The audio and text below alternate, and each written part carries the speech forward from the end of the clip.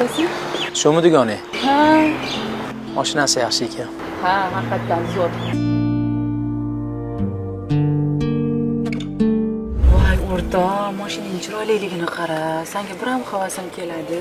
Erking o'zing qo'lingda. Mani erim bo'lsa-chi, bundoq bir erkak kishi tez-tez ishlab, mana shunaqa mashinalar qilmaydimi? Xayolparastmi, dovdirroqmi, bilmayman nimalar bilandir band. To'g'ri. Lekin men senga havasim keladi. Mani nimamga havasing keladi? Bilasanmi, seni suyangan tog'ing bor.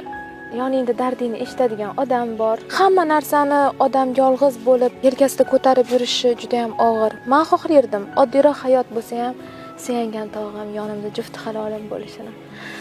Lekin hech o'ylab ko'rmaganmisan? Balkim eringni ham nimadir qiynar. Biz ayollar bilasanmi? Yig'lab, emotsiyalarimizni, dardimizni tashqariga chiqarib olamiz, lekin bizning erkaklar bo'lsa, unaqa emas-ku. Ular na yig'la oladi, na kimgadir ayta oladi.